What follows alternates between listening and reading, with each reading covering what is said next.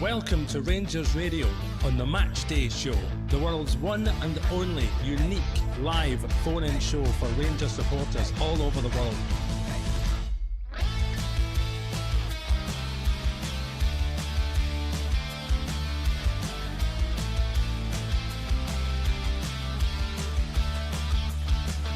Why don't you give us a call on 0141 356 1972. It's your show, it's your platform.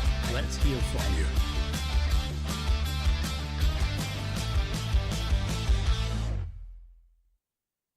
Well, hello, good evening, welcome to Rangers Radio. Join myself, Fox, here on this post-match show. There's your Robert and your Jim. How we doing, boys? Evening, Ox. Evening, Jim. How you doing, Ox? How you doing, Robert? Good evening, everyone out there. Right, where do we start? Look, the good thing is we're through the tie, and that's your objective of any tie. But we're obviously here to talk about the night's match first and foremost. And Robert, it's mere questions and answers for me, mate. Aye, agreed, Ox.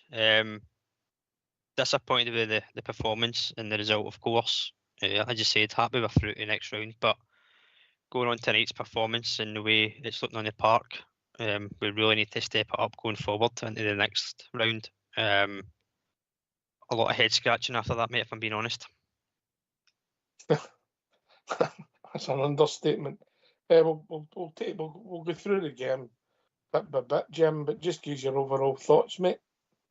Very disappointed, Ox. Again, you keep on. I don't know. It's I hope it kills you, man. We'll maybe get a wee bit of encouragement here, but absolute pathetic. I thought that was a shambolic performance here for Rangers team tonight, and I think we got lucky with the goalkeeper. The goalkeeper saved us fair doing. Listen, I'll give Nico Raskin pass marks. I'll give the young boy Cameron pass marks because he gets the goal. Then I think he had his best game. Worked hard. There's a lot of players worked hard. De Jager, I thought, done okay. Two at times, and then he has bad moments. Our two wingers were ineffective. Tav at times done some nice things, but other times you can see he's done. Jeffy defensively was appalling. Now, I've championed that he's got a lot of assets, but if he's not getting that concentration, he'll never be able to play at the level we want to play at. Never. And the experiment has to move on.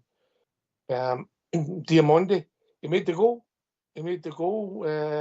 And that, for me, that was one of his few contributions in the match. You know, so collectively we were poor. Jack Butland were man of the match, man of the season, and that says it all, Robert. It does, mate. And obviously there's question marks about him getting into this season, about whether he would be the number one or even still at the club. And the fact that he's probably been the most consistent and mentioned player in the games we've played, it speaks volumes, mate. And again, as Jim said, you've got a wee stat for us, mate. A quick wee stat for us, haven't you? I do. Posted by Alex Richardson on Facebook. Believe it or not, we lost the ball playing out of defence 27 times tonight.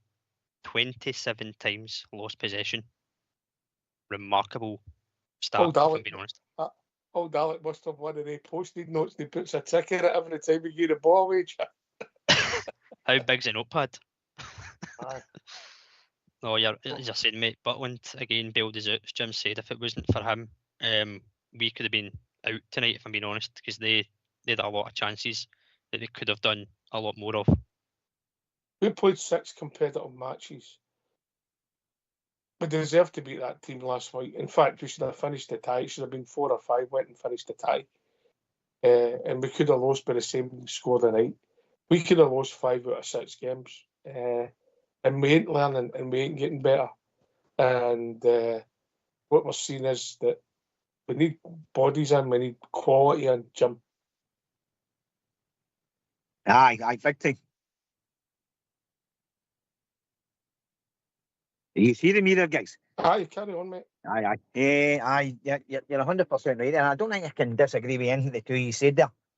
I'm going to ask a wee question. Is this progression or regression over the last 3 or 4 years? It's to me that night was worse than anything under Philip Clement. Well, maybe a game in the Scottish Cup, we'll forget about that one. But listen, we're not playing well. I'll just put it down to that. I don't know. I can't get my head around what we're trying to achieve. To me, at times, it's suicide football. It might be flavour of the month in the English Championship, the English Premier League, where teams are playing the ball about and people have got time and knock it about. But for a start, we've got guys that aren't particularly good at it, and the system is flawed, in my opinion. And I said a lot last night, but only talking about tonight, I've gave 2 players pass marks. How poor is that, Robert? I don't know if you see it different. Raskin, Cameron, and I'll give a mention to Butland as well. Again, just for the saves he made, it again key moments of the game, mate. But we shouldn't have to be relying on a goalkeeper every single game. Raskin, I thought, done his job in the midfield, controlled the game, put his shift in, put the foot in, won the ball, turned it over, was trying to play forward, but every time he knocked it forward, somebody's knocking it 10, 15 yards back away. And Cameron, he phased out the first half, but he was doing the kind of dirty work of the game, mate, and obviously got his goal in his first European start at the club, so pleased for him in that aspect, but that's about it. 3 players out of a total, 15? Not good. Yeah, I never mentioned Dessers or the substitutes. So with Dessers come on down, I didn't think was involved much. But to criticise the boy, criticise him, but that's the way I seen it. I thought that Danilo started okay and then faded and then started getting caught in the ball because he gets these suicide balls, Jim. You know, when somebody's right up your backside. I mean, it's suicide, isn't it? And especially when everybody's running past him and he ends up, he's right next to the centre half. So it's mental, mate. I just don't understand the shape. Do you understand the shape and what he's trying to do? Seriously? I don't know if I said that about your team in Liverpool, mate. I don't understand the shape, but that's another story, mate. Carry on. Oh, yeah, aye. Aye, no bother. Aye, talking about the shape on it. Aye. Aye, click. Brilliant. Nah, I'm just gobsmacked watching that tonight, man. And it's a sorry state of affairs, but it really is. I mean, we're so negative. We do not want to pass the ball forward. We get the ball. I think there was one passage of play in the centre half in the midfield. I think there was about 7 passes. And the ball next minute, the ball was pumped back to your goalkeeper. What is it we're trying to do? What is it he's trying to instill in that squad of players?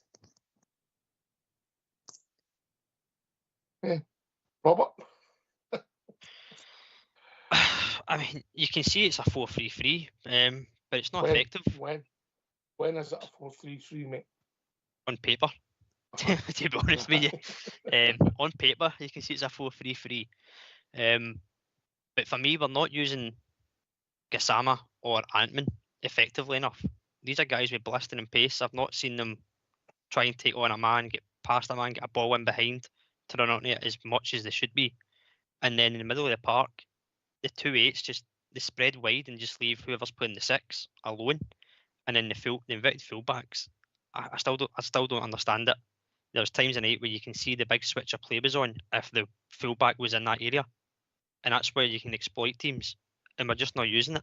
We're all congested, crammed, and before you know it, you're trying to do wee triangle passes in compact areas, getting caught in the ball, and the team's through. You've seen it at the weekend with the red card, and then again tonight, shooter brings the ball out, gets caught in possession, and it leads to a chance for them. These are criminal mistakes that we keep making time and time again. I don't understand why we keep doing them. And I thought tonight, Ox, we gave them far too much space out in the wings, and they were threatening all game. But that's been every game, mate. We give up the wings in every game. This is a tactic, mate. Yep, and we're not learning from it. Aye, and that's his tactic, mate. Good teams, and I'll say it again, good teams will destroy you. I mean, we've been fortunate. The teams that we've played in Europe so far, steady enough in Europe. Obviously, Panathinaikos have got a name, but they weren't great up front at times. But they had some amount of chances against us. It's criminal, Jim. Criminal. And it's not as if we're playing. We'll score 5 if they score 4. We're not hardly making a chance, mate. We don't even look like scoring. But see, I'll go as far back as the Bruins game at Ibrox. I thought they destroyed us. They destroyed us doing our right back position. So they did. And I'll tell you something, Barry. The only way that game changed at Ibrox was when they came after their whole team at half time and Rangers were allowed back into it. Or they were murdered us that day. I thought they gave us a scud in that team. I thought they looked fantastic. I'll tell you something. Well, pity help us if we come across them, Barry, in this, if we get through to this qualifier against them. I'm just waiting to confirm if it's full time, mate. Bruges have went 3-2 in aggregate, it looks like, mate. It might have ended up 2 each tonight. We're just getting it checked out, see how long we go. Aye. Listen, when I look at that tonight, Diamandi looks a guy who's shot a wee bit of confidence. Am I being fair? Is that fair, or is he not bought into the system, Robert? No, it's fair, mate. I've been really disappointed with Diamandi. He looks disinterested, if I'm being perfectly honest. I thought that the two wide boys looked as if they had their life sucked right out of them. I thought they'd actually done nothing tonight. The boy Antman and Gasman and all. I thought they looked as if everything's been sucked out of the two of them. I mean, the early signs were great. They were getting in behind. They've not done it once. Well, they did. They broke forward tonight, and I don't know what the Gasman was trying to do with his pass across the box. The decision making is absolutely scandalous. I tell you what, there was one near the end, mate, when he's just got to run through with that pace, just run through, innit? Run through and go, you know. But all right, I'll tell you what we'll do. We'll get the phone lines opened, and hopefully people will go to see what they've got to say. Listen, I'm really glad we're through, and obviously we'll see what it takes us in the next round. But if we play like that, we're going to struggle, if I'm honest, Robert. No, 100%, mate. 100%, as I said at the start. Happy we're through to the next round, but we need to see a vast improvement quickly. Where do you start then, Jim? Where do you start? God knows. I've been interested to see what his comments are the night after that. What he's going to say. But I'm new batting in your camp, Ox. I think he's living on borrowed time already. It'll be interesting, mate. It's going to be strange because we don't see what's happening, you know. And obviously, when you watch that tonight, when in this, Yilmaz is away, but it looks at Jeffrey's not going to be answer. So there you go. We've got a right-sided centre half playing at the left side. So we're bringing in a left-sided defender. Where's he going to play? Left centre half or left back?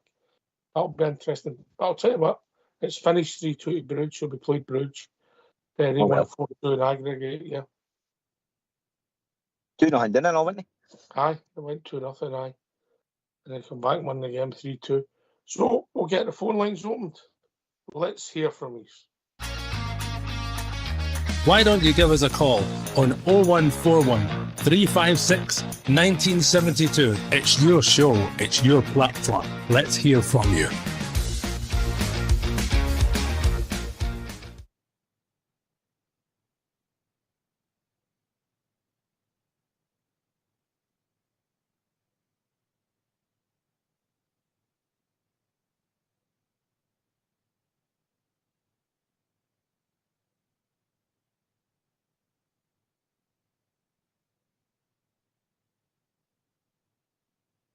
I'm delighted we're through, but I'm not delighted with the performance, Jim.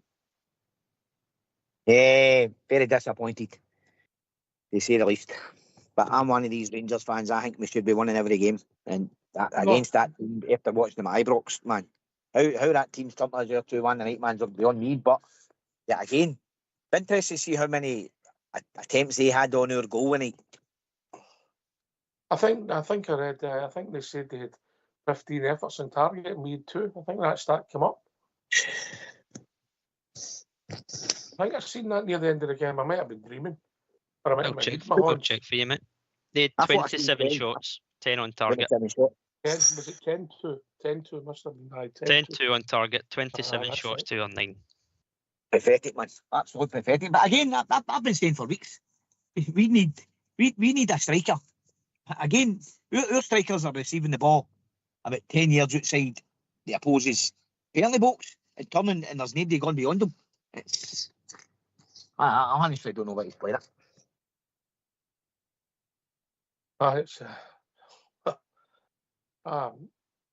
Well, I hope somebody can come on and maybe sees it differently. You know, because listen, we've had slow starts of the season before. We've had disasters at this stage before in Europe.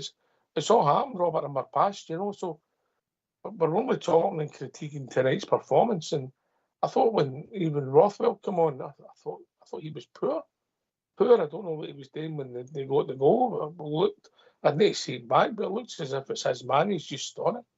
You know, he also looks as if he's not fit enough. How long does it take for you to get fit? You know, we're middle of August now. They've been back for 6 weeks. We've played 6 competitive games, and then all the bounce games. How long does it take you to get fit? I don't know. Maybe I'm being overcritical. I don't know. No, yeah, you can only, as you say, mate, you can only critique what you see. And when he came on, he was poor. And I've said before on the show, as you know, Ox, that out of all the signings, he was the one I was kind of looking forward to seeing about how he went about his business in that midfield, dominant, controlling it, dictating play. I've seen glimpses, but not enough. And again, tonight, Raskin epitomises that if anybody's getting a number 6 shirt every game of the week, it's Raskin's. Rothwell's not going to put him out. And I've said there's a chance he could play both. I don't know if you can, if I'm being honest, after that. I still don't think he knows his best 11. We've not got all the players available. Obviously, Dessers has got a knock after tonight, looked a real sore one. Hopefully it's nothing too serious.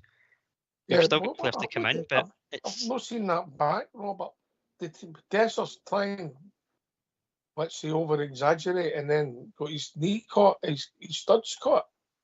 I think he got a flailing arm. How much contact?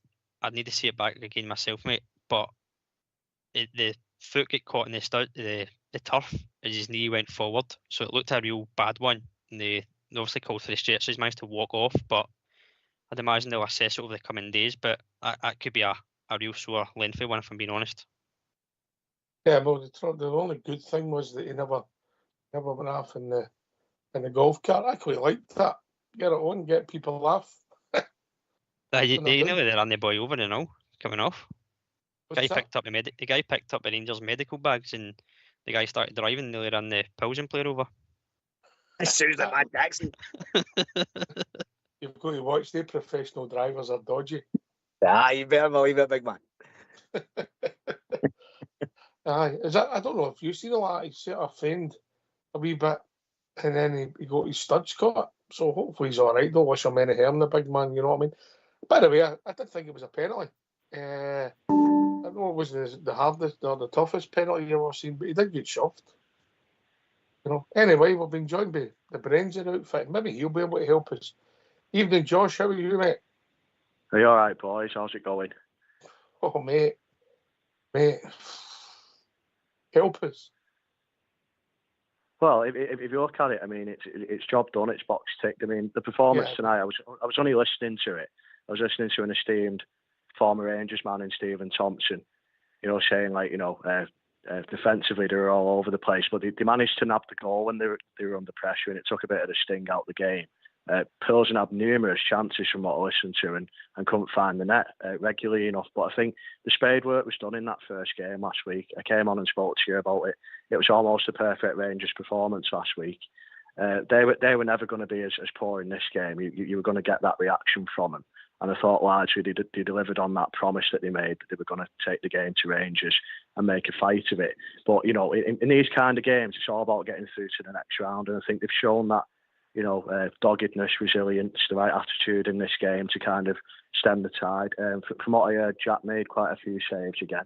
It's worth his weight in gold as a goalkeeper in games like that. You know, when you're under the cosh, like, you need him to step up and lead from the back and make those saves to take the pressure off. I was interested that Raskin came back in because, you know, again, I spoke last week that he doesn't become a bad player overnight. You know, he's had a bad spell, and Russell's alluded to the fact that the transfer speculation might have had an adverse effect on him leading through pre-season. But if he can get his head down and knuckle down now and get back to the levels where he was last season, I thought he was one of Rangers' most consistent players last year, highlighted by the Old Firm game where he was outstanding. So I think to have him back was a little bonus from this game. We talked about Tav last week, whether he'd be in and out. He was obviously given the starting jersey tonight, wasn't he? And acquitted himself reasonably well from what I heard. I think a couple of his end product balls were too long and picked the goalkeeper out. But in games like that, it's all about just getting through, isn't it, boys? That's the bottom line of it, especially after... I've not spoke to you since the weekend. We could do a whole show on that. But, again at the weekend, that league form, it's patchy. It's, defensively, again, they were all over the place. Like, to pick up the red card when they were 1-0 down in the game gave them even more of a mountain to climb. A little bit fortunate, I thought, with the penalty as well. But I thought taking the momentum from the equaliser in that game and taking it into this game and seeing the job out, which was obviously the objectives and, the motivation for every Rangers player and fan was to get through the tie. They're always difficult away games in Europe, aren't they? Like, these guys aren't the Czech champions for nothing, are they? So that's what I've got for you on that, really, as an analysis. Listen, mate, I think you've been very, very, very kind. Jim? Josh, 100% agree with you all the time, pal. But that the night, mate, is not acceptable for a Rangers team, pal. By the way, and I've said to Ox many times, I wish we could get you on here every week. I'm not agreeing, mate. That's not acceptable for Rangers, mate, for a Rangers team. And it's been like that since the start of the season. Pre-season games, and it's carried on into the league. It's been in Europe. People said last week that team that we beat tonight probably one of the worst teams that we came across in Europe for a while. And for the go for beating them 3-0 going on, whatever it was last week, to losing that tonight when they could have overturned that scoreline easily tonight if it hadn't been for the goalkeeper. So what's that down to? Is that masking? That the result last week, the 3-0, is that masking the little cracks that I'm seeing in the league performances? It's crazy football, Josh. It's crazy football. A lot of the chances we're getting away is because we try suicide passes. The wrong guys are trying to make the pass. We're knocking the ball along the back. We're goalkeeper and centre halves. Or you're just waiting for something to happen, and then we're struggling. We're too spaced out. We've nothing in the midfield, so we then play straight passes for the defence, and the ball's coming back. As now the runners are moving to midfield, and then they're right on defence. If the ball gets blocked for the defence, they're right through our goal, which happened on Saturday for the sending off, and it happened tonight again, mate. Some of the football, they talk about being brave. Yeah, brave in the football part is holding it in the right areas and making things happen. Holding it in the wrong areas is just silly football, in my opinion. Robert? I totally agree, mate. It's decision making. Not even in your defensive third. Going forward, how many chances did we have tonight where it was 3-on-2 or 2-on-1 and we chose the wrong pass or held on for it too long, indecisive whether to go yourself or take a shot on or pass it? These wee small things that just happen throughout a period of 90 minutes. That's what frustrates us. And as Josh said, last week, a 3-0 victory, you look at it, yes, they were poor, we looked good, and we didn't expect them to have the same performance tonight, but we certainly expected our team to have the same performance from last week against them. But as Jim said, it was night and day from last week. It was just sloppy mistakes, sloppy passing. Talk about confidence and belief, as you say, taking the ball. Nobody's showed it yet. The only one you can say is Raskin gets on the ball, loses it, wins it back. But you can't have one man doing 10 other players' job for them. It needs to change quickly, mate, because this next tie against Bruges, I know we've played in pre-season and we drew 2 each, but that's a pre-season game. This is a playoff for the Champions League. There's a lot at stake next week in this game, and it's absolutely massive. And right now, based on tonight, there's a lot of improvement needed done before then. So yes. Does this place the onus on Russell Martin now to change his tactics? Because I watched him at Southampton, boys. I spoke last week. Worked in the Championship. It got him promoted against so-called lesser opposition. But then you fast forward to when they were in the Premier League, they were giving goals away like Rangers are giving away, playing stupid balls out the back. Trying to play like Man City when you haven't got the resources to do that. I think it's kind of similar with this Rangers team. I think Russell's principles are fine. Like, he wants to get the ball down. He wants to play exciting, attractive football for every Rangers fan that's been a little bit disillusioned with what they've seen over the past few seasons. But it's about measuring it, isn't it? So, on a game-by-game basis, tweak it, adapt it, alter it, change the personnel now and again. He's got a couple of weeks stuck at the transfer market. He definitely needs a centre forward. I spoke about Dessers last week. I gave him the curse because he's obviously got injured in this game now, which leaves a massive hole. As much as I like Danilo in small doses, I don't think he's the man to go with, is he, for a whole season, potentially, or on and off with Dessers, potentially. So you need that third body in there. Like I've seen my team today go out and recruit Jack Grealish. It's a massive signing. And I'm not saying Rangers can attract the calibre of player to that degree because of several factors, including finance. But I think they need someone that the fans will go, oh, fantastic signing. Do you know what I mean? I don't think we've seen that yet this summer, have we? Really, we've got Antman, we've got Gazama coming in, and they have shown that they've improved that position. But in terms of the Rangers number 9s, I mean, you've always had great number 9s at Rangers, the likes of Ali, for example. You know, that's the one that I grew up watching, Ali McCoist, and Nacho Novo, people like that. You've always had that number 9 boys, haven't you? And I think with the absence of Dessers, hopefully it's not too serious, but he needs to get his skates on in the market, doesn't he, and identify the right players to be coming in. There you people at the door as well, mate. That's the problem. We've got loads of people no involved. You can go through Ridvan, Ben Davis, Matondo, just to name 3 that are no involved, and they've got to go at the door as well. Getting there, that's sometimes harder than getting people in. But listen, Jim, that some of these players are better than what we're watching. I'll come back to you, Jim. We've been joined by Jock. Evening, Jock. How are we doing, mate? How are we doing? Jockey from London, guys. Nice to speak to you again, Ox. I always listen to the show. The best show on radio, you can say. How's that? Thanks, mate. Thanks very much, mate. Your checks in the love post, your description. Love your description. Suicide football, unbelievable. It's absolutely murder to watch. I tell you now. Martin would never have made my top 3, never mind the rest. This guy's obsession with passing and running is beyond belief. And the football will be served up by Martin. I can't get my head around it. Why do we have to pass across? Why are we passing in all the danger spots in the penalty area all the time? It just doesn't make sense. And what he's doing to Raskin as well. Raskin's a number 6. Play him number 6. He's not left midfield. How hard can it be? Football's a simple game, Ox. Why complicate it? Listen, when you're a certain vintage, you get told never to pass the ball across your goal. God, and never pass it back to your goalie between the sticks, mate.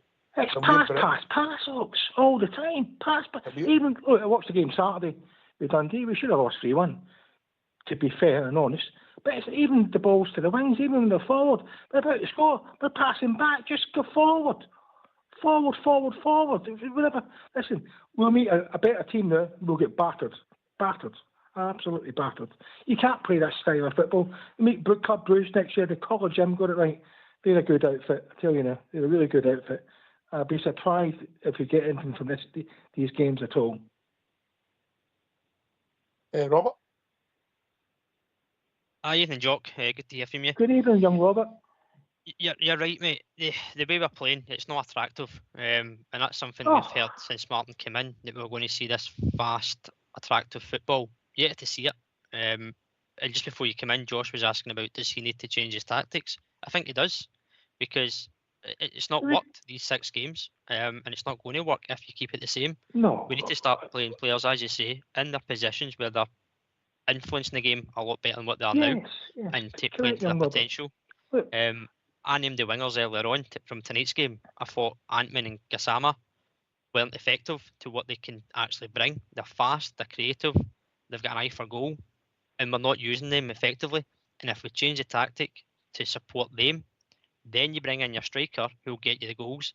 But it's fine when you get a striker now, there's no service. Exactly, mate. Exactly. There's no service at all, mate. You can't score if you don't get it. But, at the same time as well, Dressers is love-hate. The stats are good, but I think I agree with Alberts last night. He has to have moved on. If you get a decent bid, take it. We need somebody more mobile. But again, you need service. If no service, no goals. It's as simple as that.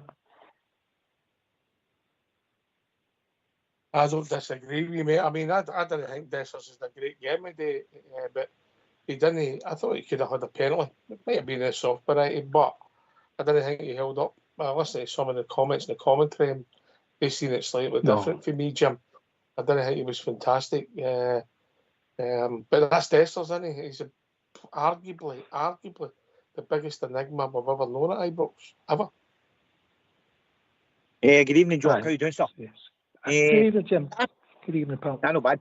Listen, I had a wee discussion with the boys prior to coming on here, and I stated, and I agree with it. I thought under Philip Clement, we had a better Rangers team than what we've got now. Played better football. Again, Dessers, he doesn't. I know he doesn't get you're saying he's not getting the service, but you need to put yourself into that position to be receiving the ball. No standing like a statue. You seen me Danilo when he came on, all of a sudden he was dropping that 5-10 years to get the ball, to put it wide and whatever else. That's just no moving of him. Well, if he is standing, he's standing offside, Jim. Aye. We can talk about Jeff if you want as well. Well, we're at it. Oh, we'll come to that, Jock. I'll come back to that. Josh, are we too tough a crowd, mate? Well, I'm always a great believer in results and outcomes. So I think over the course of the 2 games they've done enough.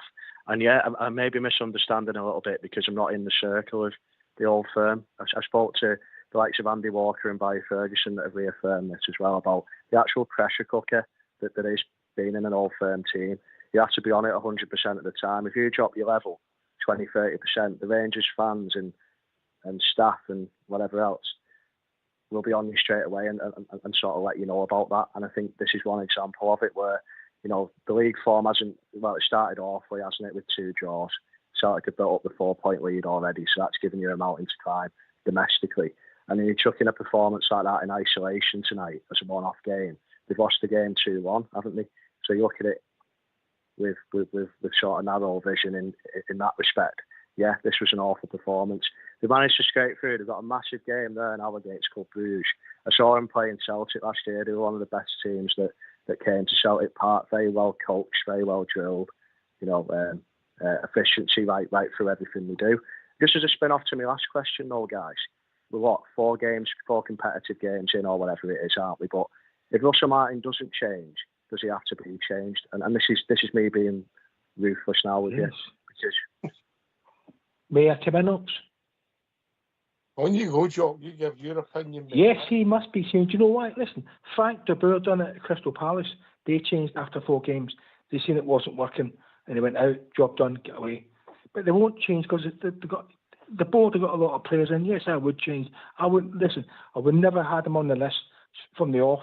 As soon as I hit, the background was Russell Martin, the outsider. And look, let me put it this way to you guys: how can you employ a manager with the second worst team in the EPL ever? Period. And Josh will agree with this as well. Second worst ever. And then you've got a guy who wins the championship at Leeds. Why not go for him? I know it wouldn't happen, but that's what I'm trying to reiterate the point. It just doesn't make sense. Josh, I'm going to take the Fifth Amendment. I think I said my bit last night, but I'll ask you 2 boys that are on the call. I'll put them in a spot, and I'll go to Jim first. James? Yes.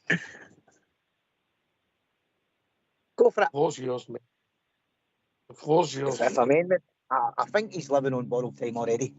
I really do. Wow. I don't see how he changes this, because how does he change it? And the biggest question is, can he change it?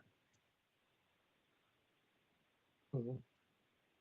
Is it on his morals, or then, Jim? Does he? That's what he's playing on. He's an idealist. That's what he is, Martin. An idealist, nothing else. He can't.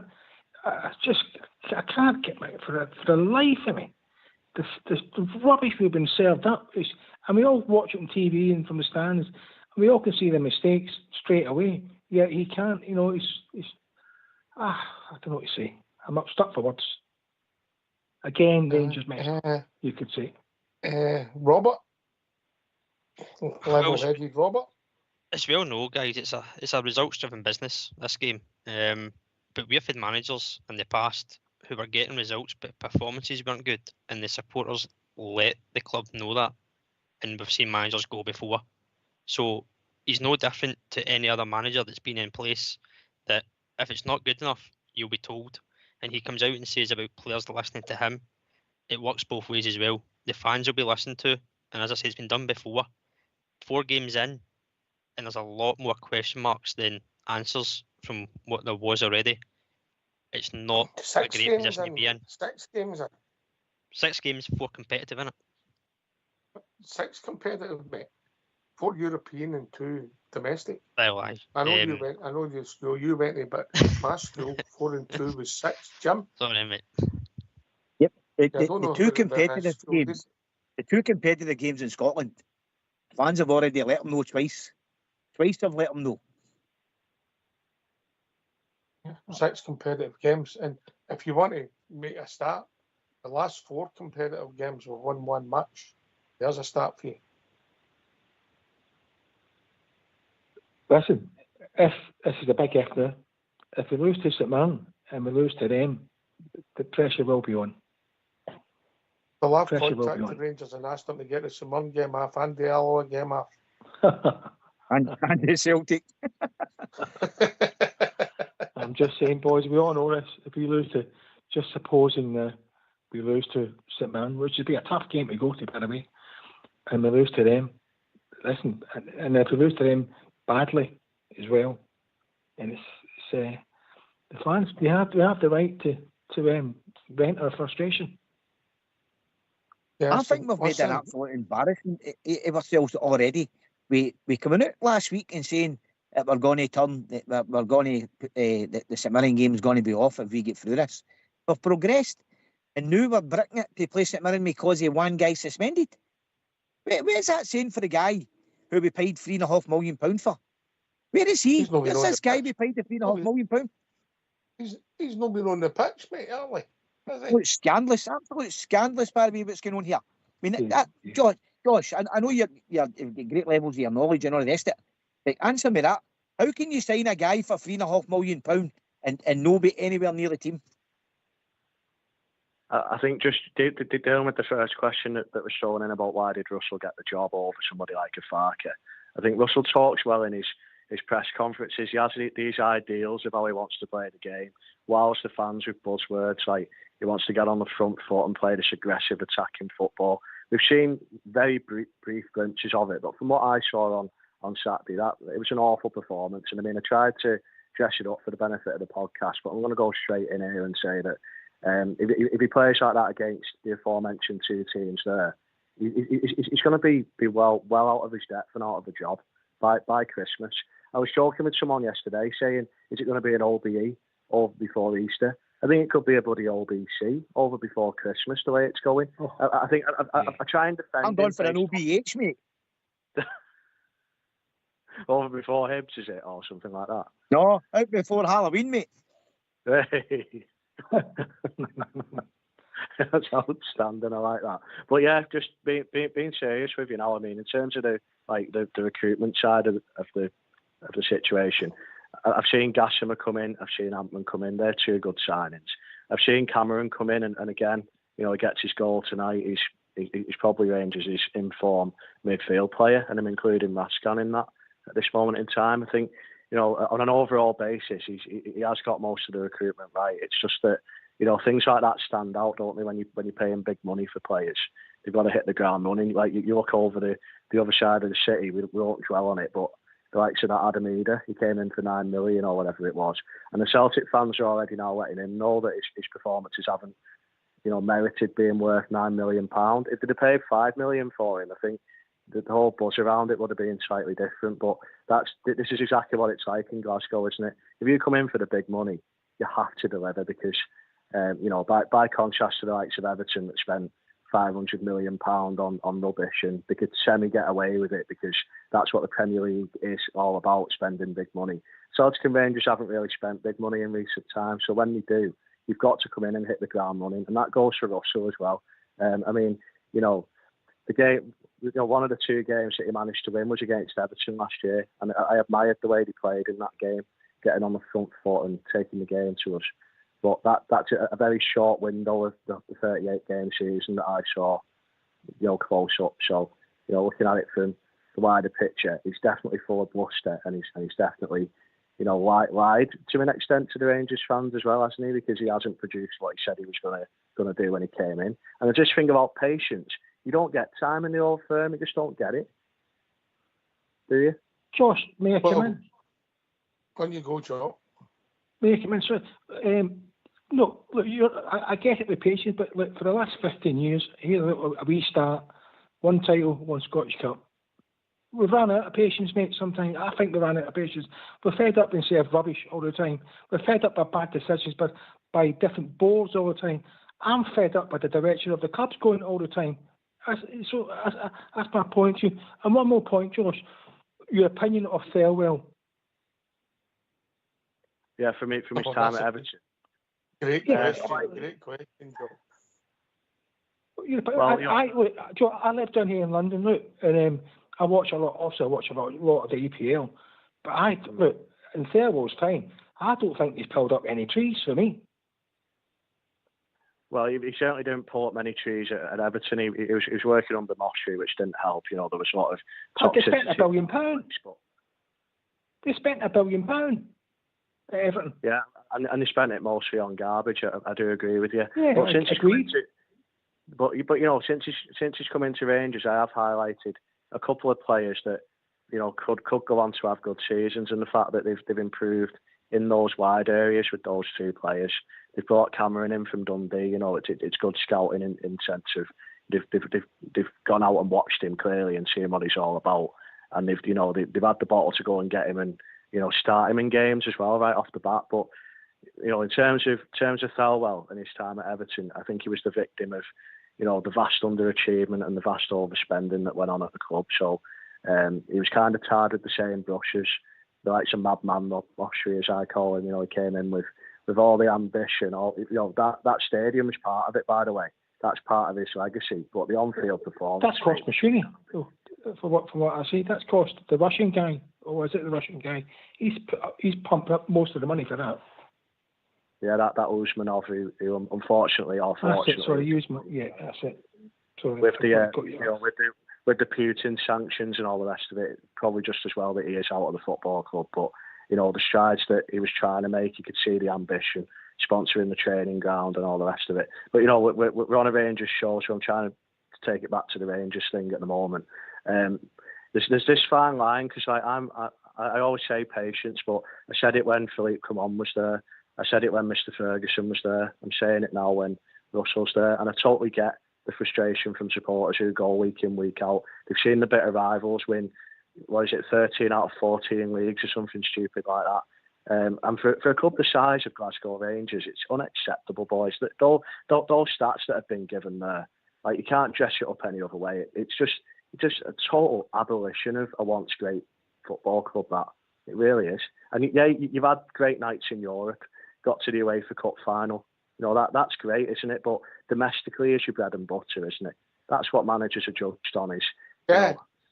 We're talking about Dundee and Murrable, mate. And if we'd have beat Dundee and Murrable and that result happened tonight, and we get through the tie, we'd be looking at things slightly different, Robert, wouldn't we? But we haven't. And that's where the problem. And they've got new managers, they've got new players, they've got new systems, and we're still better drilled, better coached than we were. So there's the questions for me. And our players and our management team will be getting paid a lot more money than anybody at Dundee or at Fir Park. Robert? You're totally right, mate. And you can always say, it's a new manager. Some will hit the ground running, some won't.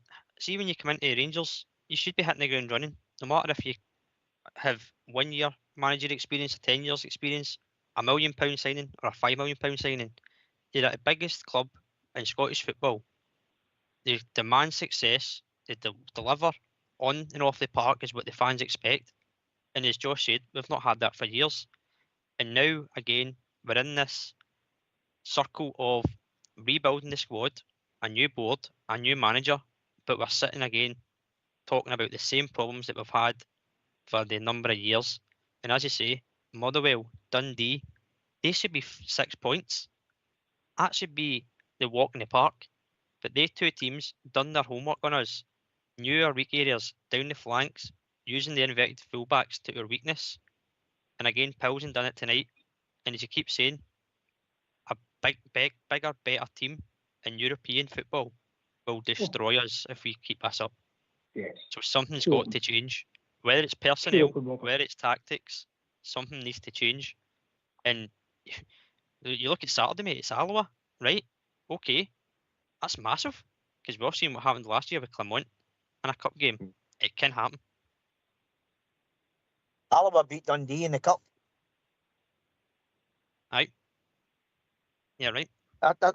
Oaks, I'm just thinking, I know you're man for a start there. Out of the last 6 games, 101 shots we've had against us. 101 shots. Wow. Now you can imagine if a better team would come up against Ox, they won't need 101 shots to get a goal, will It's they? actually remarkable that we've only conceded, 5 goals. It's remarkable, if we're honest. What's that? 1 against Panathinaikos, Motherwell, Dundee, and then obviously 2 tonight. 5 goals we've lost. And let's be honest, it could be quadruple that if we're honest, really honest. We've got issues, and I don't know if it's the players, the system, the manager, the coaching, the recruitment. I don't know. I want to touch on something else. Just quickly, I know you never seen the game, Josh, so I'll keep away from that. I want to talk. I've championed the young boy Jeff Dillon here. Said he's got pace. He's got a potential. I was told with somebody might know of the cojones and the concentration to play for the club. He has got the things, the pace, and maybe the power. When you watch that, for that concentration for defending tonight, he's never, ever going to be able to play at that level. He can't concentrate, mate. It's just, it's frighteningly bad. Robert, then Jock, then Jim. Ox, you're right. He sold himself for the goal, the first goal. Absolutely sold himself. And it's not the first time he's had a lapse in concentration down his side that's ended up in a goal. There's obviously been speculation again as well about his future. Has that went to his head prior to this game? Don't know. If it is, take him at the squad. He done it with asking. If there's a person there who feels affected by speculation. Who in their right mind is chasing him? No idea, mate. Brazilian team, £6 million apparently. Well, that'll do, mate. I'd take it. Take it. Take it. I'm not going to get him. I'll get him at the airport, tell him. I Do you know know the thing is, somebody will drive him to the airport free of charge. Do you know the thing is, Ops? Despite his injuries, right? See the system we play with these inverted fullbacks. Yilmaz was a perfect answer, but he's not going to do it. He's injury prone. He's done his time here, and he's going to move on. Yefty going forward looks good, but defensively, mate, it's the same as Tavernier. Going forward, fine, but if we can't defend, if we're having 101 shots in 6 games, we need defenders first and foremost, who actually defend the box and don't play hospital passes, causing their own mistakes. That's a great saying, Robert. Hospital passes, by the way. His performance tonight, Jock, defensively was just abysmal. It's not the first time. It was highlighted by that goal. I don't know what he was doing. He was on the right side. In fact, the same thing happened in the second half. The guy was going through and goal and he was coming around the right side of him. Yeah, just basic. So where's the coaching? Where's the improvement? Where's everything that should be happening? He played 47 games for our club last season. I think he started the mace, mate. And defensively, I think he's got worse. Jock, then Jim. If they come in for £6-7 million, take the money. Run. Take the money quickly. Drive him to the airport, boys. It's mistake after mistake. He's like a rabbit in the headlines. Sorry, beg your pardon. Not for me. I thought last season it popped up to me. I just didn't see what everybody's raving about. He's got pace. He can whip a ball in. That's about it. Nothing else. He's not a defender, and don't think he's suited to Scottish football. Full stop. So if a bid comes in, take it and reinvest. Get a proper left back. Reinvest in the team. No for me. See regarding Higby, he was also at fault for the one that the boy punted in, the boy get the diving header away, and Jack Button tipped over the bar. He's got a better view of tucking in behind John Short, so he's going to shut that down. But where is this? Where's the Aarons? Where is he disappeared to? How come all of a sudden he's not in the squad tonight? Who's that? Aarons. I would find your thing that he'll have a knock, mate. I don't think he should have played at the weekend, mate, after he came off the week before. Right, on you go, Jim. Give your thoughts on Yefty. And do you know anybody that would drive him to the airport? I could put my horn up to take him if you want. I can pick him up tonight. I heard you saying they're 6 million. It's going to be 6 million Turkey's later, surely. No, that's what I've seen online, Jim. It's 6-7 million in a Brazilian team. Whether it's pony or not, I don't know. I thought, one of my mates actually hung me. He was actually the 7th or the best Brazilian fullback. That's what he's rated as.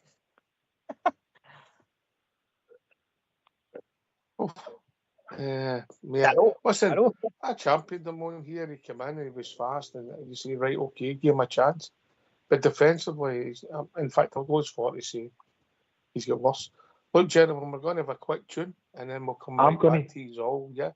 Yep. I'm going to shut off, mate. All medication, still no well, pal. Last word for you before you go, mate. Last word before you go. God bless the panel. Been a pleasure to talk to you, but boys, I'm out now. All right, I'll speak to you another time. Okay. Take care. Take care. All the best, boys. Remember, we are the people. Take care, Chuck.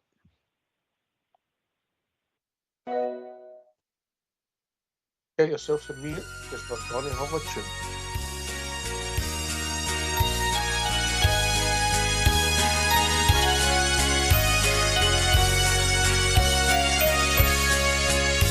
Tonight I dream about my maiden city.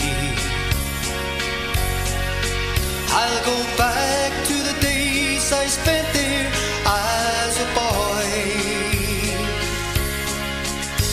I dream about the friends I left behind me.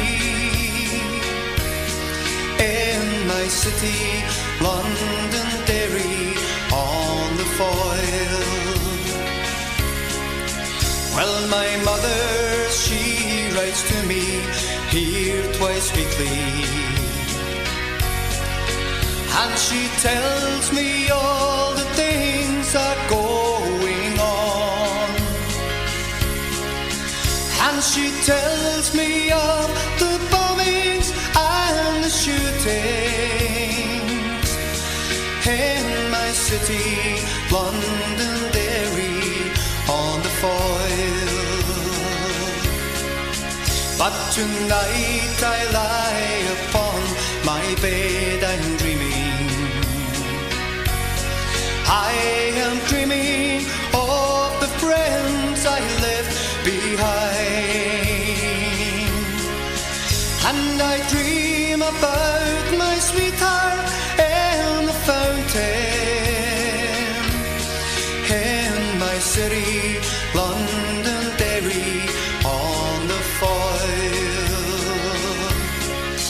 But once more I'm coming home aboard the steamship. On Loch Foyle once more I'm passing by Culmore, and I see those old grey walls still firmly standing. They're round my city, Londonderry, on the foil. I can see the old cathedral, it's still standing. I'm not far away, the old memorial hall, and I see the crimson banner, it's still flying over my city, Londonderry, on the foil. Over my city, Londonderry, on the foil.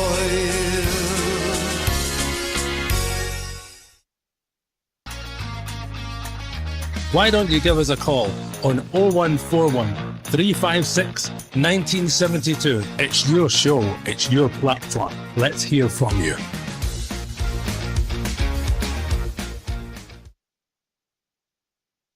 Just a shout out for all the Bears who made the way out the other night. You heard them loud and proud. And I salute our own Mr. Southside, who was sending us some messages this afternoon. On the best of you, Southside. Hope you get home safe and sound, mate. Listen, Robert, you back with us, mate? You got a comment? Yeah, I'm back, mate.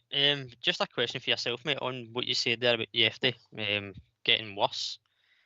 Based on the performances we've seen, obviously, this season, he came into the squad and then he's played again tonight.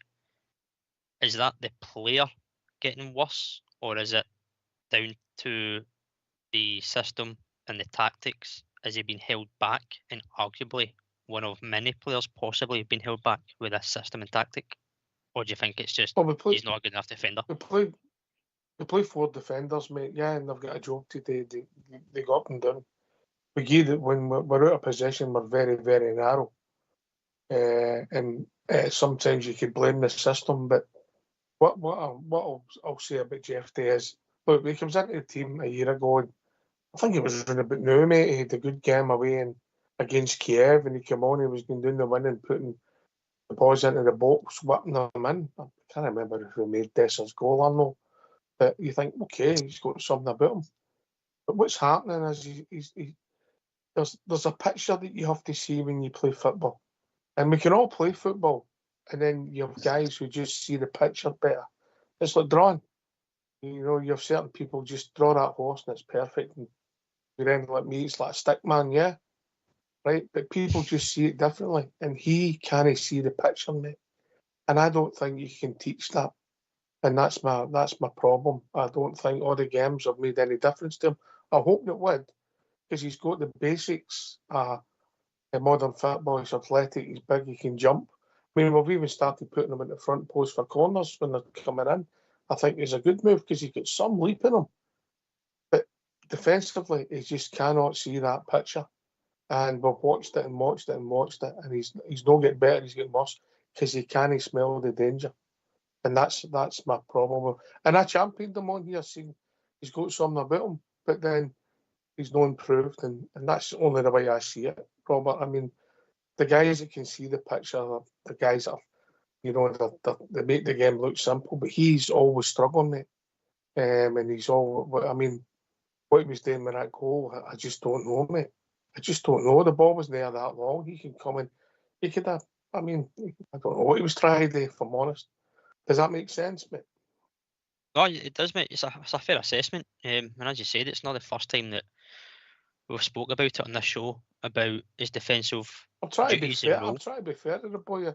I mean, £6 million, or 6 million anything, mate. It's time to go. I mean, Redvan, we've tried him. His time's up as well, and we're signing a left-sided defender. So whether he can play left back, I don't know. 6'2", Jeffrey's similar size, but maybe he sees the picture. And he's good running forward with the ball, but with the ball's at his feet, do you get the fear, Jim? Aye, the fear, because I just don't think there's anything in front of them when they do go forward. I don't know. I did ask a question, progression or regression, but I think the football and what we're seeing now, it's definitely a regression. And I'm just reading, I know, I'm just reading a wee bit on follow there, a bit of snippet with him after the game. He said he was frustrated with the players. That's his latest bill. He's come out with the night. He's frustrated with the players. Aye. And here's a question for Josh then. How does that end? How does it end traditionally when you start falling out with players in a football club? Well, never ends well, does it? From a manager's point of view, the manager's always the one that carries the can, results-wise, performances-wise. That's why they get paid the big money. That's why they're in charge, fronting up to the media. Managing Glasgow Rangers is a very privileged position, isn't it, for anyone to be in?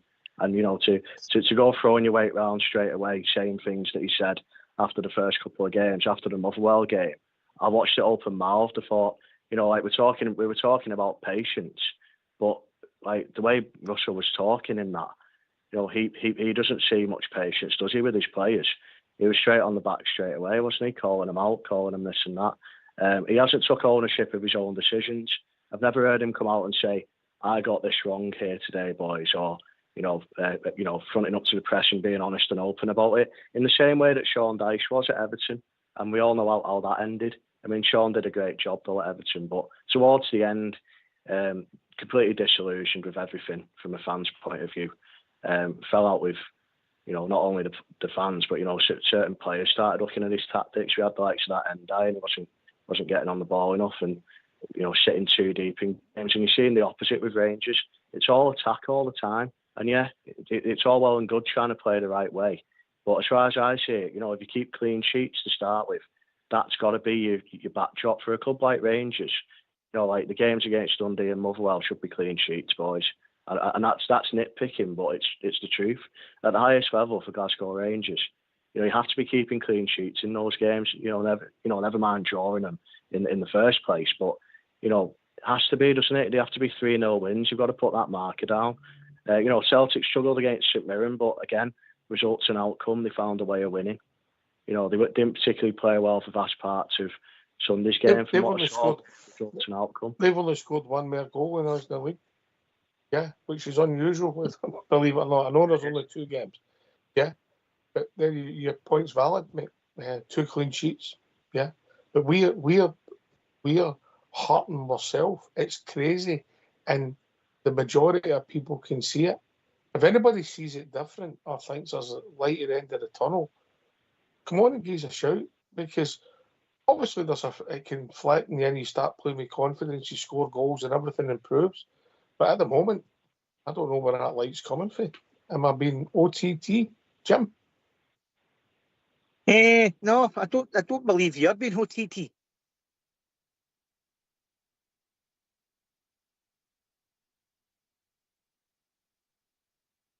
He's still there, aye? Yeah, carry on, mate. Carry on. I don't believe he's our OTT. Now, I'm just reading some of the things online there again, Barry. I think he's popped the players under the bus again. I see there, and sadly, I think he's on borrowed time, Barry. I'll tell you what we'll do just for you. Jim. That's how much clout you've got on here, right? Yeah. Right, on you go. You want to hear from the manager, yeah? But can I go into mute and no hear him? No, because we'll come right back and we'll ask you about it. Get yourself a mute and we'll hear from our manager, Russell Martin. Russell, it's job done over the 2 legs. How do you feel after that one tonight? I'm disappointed we lost. We had some really good moments, but disappointed how many shots we gave them, how many chances we gave them, and also disappointed with how many times we got in and around their box with overload, big numbers, and then don't execute the final pass. So there were some really good moments of football. We saw the game out really well in the last 7 minutes with some really good football. But there were way too many moments for them that were self-inflicted as well, really. So I said to the guys, we have to bring both sides of the game. So when the second half, when we scored, we actually played some really good stuff, scored a goal, and then almost switch off again. It's like, okay, it's fine now. And we just can't do that. We have to be really relentless. So I'm disappointed with the performance, disappointed with the result. But there's lots to build on, and we just need to be cleaner with the ball. Like the amount of times we played through the press in the first half, and it came to absolutely nothing. We turned the ball over, and if we turn the ball over, being really aggressive, trying something's fine. But we just turn the ball over so cheaply, and we can't do that. And then the guys that came on the pitch really helped us take the ball in. Danilo was fantastic. Kieran and Nadeem helped us take the ball. So we have to play with more quality and more care with the ball for each other, otherwise you're going to end up defending a lot. And when we did defend, we didn't defend with enough intensity. Yeah, is it just sometimes those final decisions like you touched on there? Yeah, well, it's the execution, yeah. So sometimes the decision was good and then the execution's not. So again, another brilliant bit of learning. We're through to the last qualifying round for the Champions League, but I am annoyed. It's my job to be annoyed at some of the stuff, and also we'll show them some of the really good stuff as well. But there wasn't enough. There's too many scary moments for the opposition that are really we can do better with. You touched on getting back into the game. Obviously, a big moment for Lyle Cameron, his first goal too. How impressed have you been with how he's came into the team recently? Yeah, he's done great. It gives us loads of energy, running. really worked so hard for the team, sacrificed himself for the team.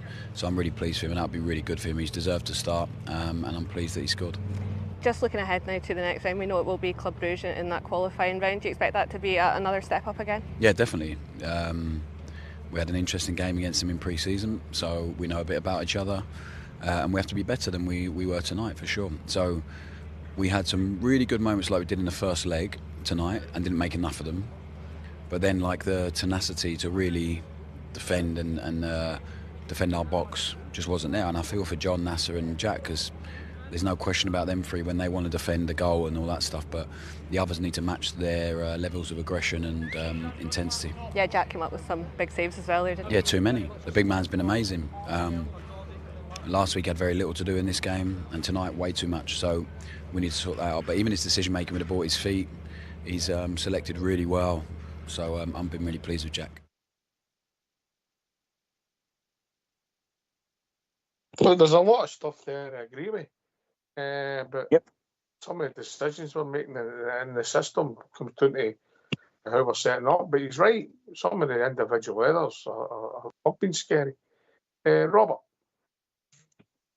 Again, it's another honest assessment, if I'm being honest. Again, there's stuff in it that... How many honest are in that statement there? I'll question it. Some things, but over the piece, he's frustrated the same as we are. But the can does lie with him. I know the players can do so much when they go over the park, and he can do so much in the training ground. But see, when it's not working in the game, Ox, you're looking for your manager, your coach, to change it in the game. And we didn't see any changes again tonight to stop them threatening down the wings, try and be more positive in the final third to create more chances. We'll not be doing a lot of work in the training ground, mate. Since the first game against Panathinaikos, it's been, obviously we had a friendly in between, then played them away, then it's been league travelling Europe. But we've been doing very little training, mate. Yeah, very little training. That's the problem when you're with a big club, mate. You've got to do it early. You've got to do all your work early. You've got to do your business early to bring players in. That's the problem. Then you pay a price for it. Because players aren't ready, they're knowing your system, and then the season started. We played 6 domestic matches, and the EPL hasn't started, mate. No, I know. And as I said, when does it change and how does it change? That's the question we're all asking. Oh, mate, that's a bizarre question. Obviously, we're above my pay grade, mate. But I would have a go at it. But Jim? I think he's right there in a few of his things regarding, i.e. getting the ball away. Just one of my mates said thing me there. Out of the 101 shots that we've had against us, how many, I've been interested to see how many of these shots came from us getting the ball away. I mean, he's right in a way. We're very, very, very, very careless. Where do you blame it on him? Or you blame it on the players? Is that whose fault is it? Is that because they're told to pass it out of defence, or is somebody else would have just booted up the part and they've been no shot, mate? Because I'll go to Josh. On you go, Jim. I don't think it was particularly thinking about the ones at the back. He seemed more concerned about in the final third. But he was right probably on a few occasions tonight where we were on the edge of their box and all of a sudden 5 passes back, man, and the ball's back with our goalkeeper. That's players also with on the with the 4-on-2, mate. With the 4-on-2, and they broke away with real fast players, done nothing. Didn't he get shots away or made the goalie save it? We made the right decision. Shocking. Decision making's pathetic. So I agree with some of that, but listen, some of the is overpassing the ball. Does that make sense, Josh? You're overpassing the ball. 100%. I mean, to pick out some key words from the vocab he used, he said defend with intensity, tenacity, and aggression. But the stuff that you're talking about there, about this wishy-washy football, trying to play it out from the back, getting caught in possession, that isn't akin to these things. So Russell's not setting his team up with the right mentality, clearly, because if those are the things that he's after, he isn't setting the team up, well drilled to do that, is he? Because if you're giving the volume of chances away that Rangers gave away tonight, by all accounts, from what I was hearing from Stephen Thompson. He was berating it all the time. This is embarrassing, he said. And, you know, what damning words like that Stephen doesn't normally throw in, unless it's true. So, you know, you look at it from that side of it, like, you know, these press conferences are a good marker of where managers are at and what their intentions are. And I think, you know, someone said before he throws the players under the bus. I think he's done a good job of it again tonight, hasn't he? Because he hasn't said it's down to my tactics, how I've set the team up. I need to revisit how I'm going to set this team up moving forward, or words to that effect, taking the heat off the players. He's throwing the heat very much on his players by saying words like that, intensity, tenacity and aggression. And I think he's got a bit of a cheek, don't you, boys? Really? Oh, I've just got a feeling. Robert? I was just going to ask Josh, would he not prefer his manager, if obviously being an Everton fan, if it was Moyes to come out and say something like that, like, this is on me, my tactics, my system, my responsibility? Gerrard done it plenty of times where he always said, I pick the players, my team, I take responsibility and I go and look at it. Do you not prefer your manager doing that, or do you prefer them to put it to the players and lay down that marker? Because it's the second time he's done it in the space of a week and a half. Yeah, I hate these smoke screens from managers. I hate it across the board because, like, they're going into these press conferences, they get media trained about what to say and to put a spin on things. But yeah, you know, if we had it across the board, like, imagine that, you know, if managers were honest all the time. You know, we were awful today, but it's on me. I got that wrong. Like, I need to go away and have a look at the training and what the lads are doing. I'll take the heat for this performance, and we'll come back next week and hopefully show the fans something different. That, you know, words like that put a different spin on, you know, like the stuff that he's trying to say there, glossing over things. A bit like I was trying to do with my results and outcomes analogy that I have about they've got through in the tie, great, whatever. But we're honing in on this performance we're on the podcast talking about tonight, aren't we?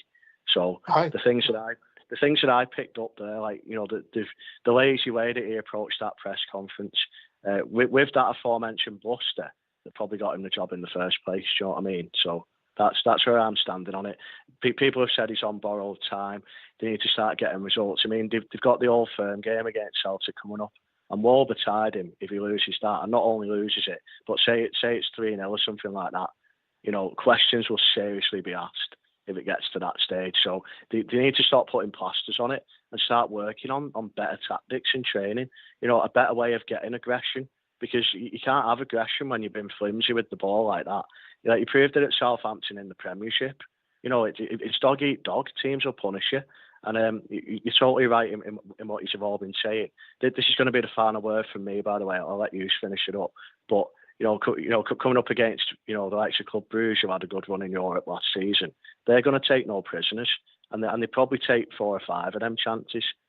Whereas Viktoria Plzeň, because of the limited resources they've got, maybe only took 2. And yeah, the spade work was done in the first game, and we can talk till the cows come home about that. Like, they've got through in the tie, but they've got a mammoth couple of games coming up now for Russell. You know, to stop doing this buster and start delivering results, because I heard someone else saying that's what you're measured on in Glasgow. You know, fans don't want to hear nonsense and rubbish. They want to see the results on the field. So yeah, that's my final word, boys. Thanks for having me on as usual. Appreciate it. Oh, brilliant to have you on, Josh. And but you talked to my own receptionist, mate. We'll have a chat about that maybe off air, mate. Yeah. Yeah. Cheers, mate. Appreciate it. Oh, not a problem, mate. Not a problem. Always great to have you on here, mate. In fact, you talked too much sense for us, didn't you, Jim? Oh, aye, certainly more than me anyway. Josh, fantastic as usual, sir. Oh, cheers, Jim. Thanks, boys. Thanks, Robert, as well. Oh, Stevie, Cheers, Josh. down there, Dale.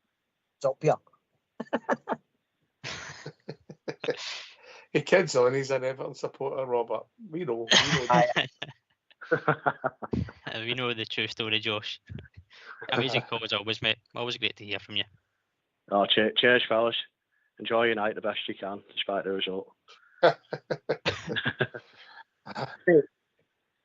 mean, the point Josh makes there about getting through the tie, it's right, but the pressure has came for the 2 domestic performances, Jim, innit? Aye, big time. Aye, you're right. You know, and that's where the pressures came for. You know, if it had been through the tie and sitting with 6 points in the league, you'd been saying, right, okay, we're through. We've got, we know we've got a difficult tie coming up, maybe 50-50, 60-40 against us. we're going to have to perform. But we've nothing to base any positivity on so far, because we're not getting any better. In fact, the 2 games since we played last Tuesday, we've actually got worse. We've regressed. Yeah, and we've tried, I don't know if it's harmony, or I don't know if it's we regressed. I think when Rothwell come on the park tonight, I don't think he is a patch on Nico Raskin, who's playing for Belgium internationally in that position. And anybody that thinks he is, it's a worry. Maybe we didn't know if Nico was going to go and Big come in, because obviously everybody's got a price, Robert, and you need cover and you've got to bring players in. I get that. You need a squad, you need players, but individually, it's, Rothwell might pass the ball more accurately, more often than Nico, but he's not a patch as a player. No, you're right, and we've discussed it many times in this show already about, do you play one of them or do you play both? And I think we can all agree over the piece of what we've seen this season, Raskin is the starting number 6. As much as you may be wanting to get forward, he's more effective in that 6, that deep lying playmaker that he does, breaking up play, as you say, aggressiveness, tenacious. If he loses possession, he's biting back, he's quick over the grass, he puts the work rate in. As you say, Rothman might be more neat and tidy with passes, which is obviously the system we're trying to do. But see, if we want attacking football, counter-attacking, winning the ball back quickly, Raskin's your man all day long. And you kind of need to build around him in that middle of the park, because that's your engine room, as we all know. And if that doesn't function, then nothing else around you will. There's a lot of questions to be answered, as we've said on the show already, going ahead of these games. And as you said, confidence and momentum ticks over game by game. But so does the frustration and the negativity. And before you know it, you've got a mountain to climb. So Martin needs to be very careful with these next couple of games, mate, because although it's the start of the season, there's already enormous pressure. Yes, we're through. Happy we're through to the next tie. But can we confidently say we can go and do the job and qualify? Are we scared to qualify? I'll be honest, I said it the other night in the show. If we get knocked down to Europa League, I think that's our level. Because based on tonight, the Champions League, as much as the finances are there, it's not going to be good for us. Based on tonight's performance, mate, we'd get hammered with some of the teams we could face in the new kind of the tier they do, these 8 games or 7 games you play. So for me, it wouldn't be the worst if we go to Europa League, because that's our level. I know the finances aren't there, but with the way the team's playing tonight, I'm worried if we do qualify past Bruges. But that's games away. We've still got to get past them first. Aye. Listen, we have to get bodies out the door to get more quality in the door. I mean, that's simple. Just for anybody who's not going to be listening live and not able to call in, we've opened a voicemail type facility. It's using WhatsApp, and the number is 078 872 154. Send in a recorded message. With some crackers, maybe no off your Rangers supporters, but we can't play them. But if you're not listening live, of course, send us in a message and we can maybe use it as a starting point and give you a shout in the morning night for all over the world. Or even if you're a shift worker, we maybe can't listen to the show live, we get all that. Jim, Yes. am I overreacting or am I being realistic? The mood in the camp, I accepted when he came in the door. I wanted him to do well, and I spoke to a few Southampton supporters I know, and they told us, and what they predicted is near enough spot on, mate. And he'll no change, and this is just not going to have a good finish, in my opinion. And I'm in the Albert camp. I don't see what he achieve. You keep changing manager. You're in this vicious circle. They bring in some players. You've got to get rid of them. The new manager doesn't fancy them, and it's a vicious circle. And it's only it was not even the middle of August, and we've got ourselves in this situation already because we've not started well domestically. Again, I'm still. Again, and the only thing I'm kind of banking on hope is there's still a lot of that group of players there who were the dross that we all wanted ready. Mm-hmm. And he's not got rid of them. They're still all lying there. That's the hardest thing, mate. But that's the hardest thing. Getting rid of people on big contracts who are only playing, who nobody wants to take. They might take them on loan and have a look for a year, but you're still not letting them off the books, mate. It's the hardest thing. Well, I think the hardship that we're going through now, I think it's going to continue until that changes. Whether he's going to be the manager to take us forward or no is another thing. But it's been frightening what we've been watching so far. But again, we know we're Rangers fans, we're always hypercritical. I mean, he said there there was a lot of good moments that we'll sit down and watch. I'll tell you what, you'll not be sitting them down very long, will he? Well, there was times in the first half an hour where we came forward and we made the right decision. There was times after we got the goal, we should have put the tie well to bed because we were breaking away and had them all over the place. And we should have slid the Ant-Man, and there was other ones we should have slid through, and we made the right decision. I get all that. But ultimately, mate, we had 2 shots and target the whole game, and they had 10, mate. 10. And therein lies the problem. And you said 101 shots again. I'm just going to read out the voicemail for the WhatsApp, anybody who's not listening live again.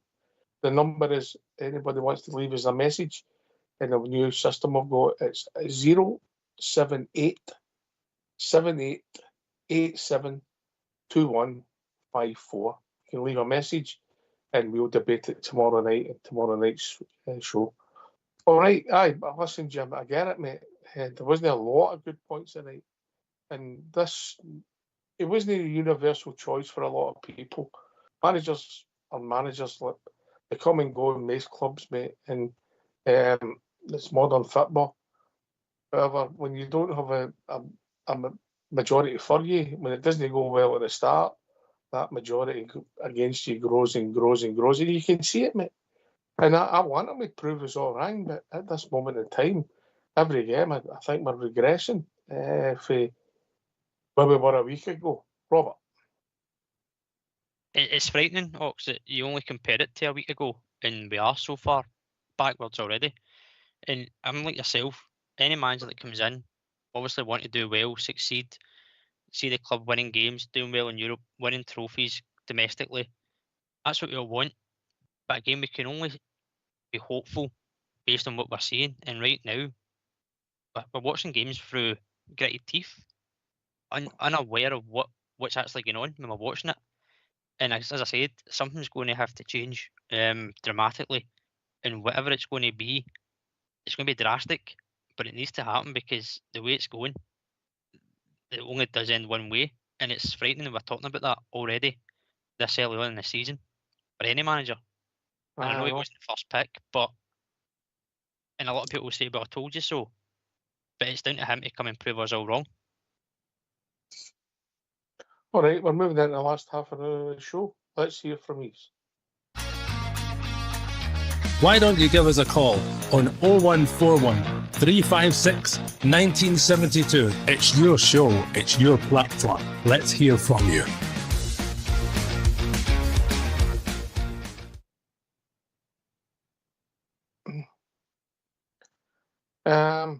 I get you that people want change at the club and getting players out and people to move on. As I said, that's always the hardest thing at any football club now, you know. The way their contracts are set up, if they're in the last year, they're going to sit, mate. They don't care if they don't play and they'll move on when it suits them. They'll sign for somebody in January. Happens all over the world. We take advantage yet. The odd time, mate, so we can't criticise. Players will do it. And then the ideal time is to sell them 2 years left of their contract. We've got guys that are only contributing on big wages for Scottish football. Davis, Matondo, for instance, mate, who are nowhere near at Midvan. There's 3. I mean, how much have we laid out in just day 3 players, mate? Yeah, it's a whole season's budget. You know, you take the transfer for the 3 plus their wages. You know, it's frightening. And we've got to start making, we've got to be more successful. And at the moment, we're recruitment this summer. The GG's done all right on loan. Yeah, he's definitely got pace about him. Is he raw at times? Yeah, I get that. We'll see what it takes us with him. He's on loan. He's no our player. Aaron's his own loan and experiment. Rothwell's come in and to bring experience. We've not seen that yet. The two wide men have shown bits. Gasman's scoring record and involvements in goals has been pretty good. Let's see how the Ant-Man takes us. He's shown us he's got pace and he seems to be neat and tidy and pacey and he works hard. So there's a positive in there. But the rest of the players that we've signed, you take that team that finished the game tonight, mate. Yeah, take the team that finished the game tonight. How many new players were on the pitch? Rothwell? Did you get? Is that it? Yep. Cortez, if you count him, but he's been there obviously last season. But Cortez, yeah. I thought the Ant-Man was. I was very disappointed with him tonight. Yeah. He wasn't fantastic, mate, along with many others, mate. Yeah. Aye.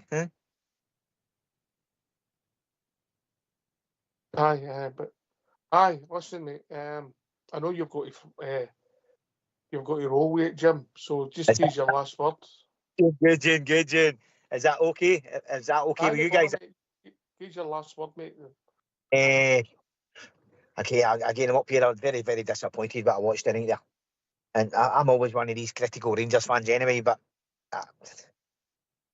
God knows what's going to happen here.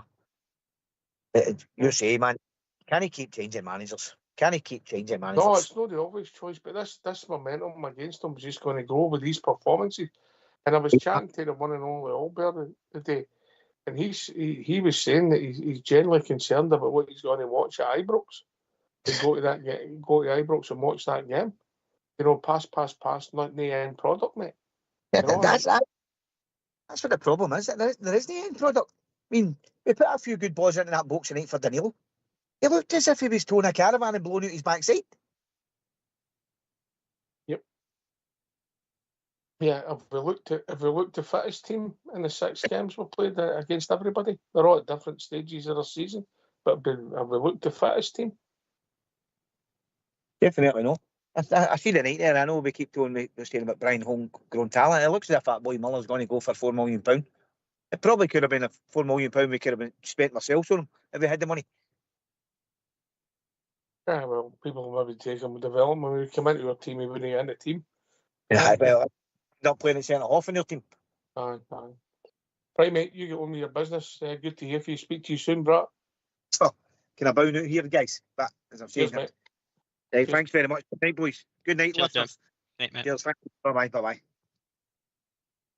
Is the positive that if the rest of the players' form improves, like Jack Butland's form's improved, that things could get better quickly?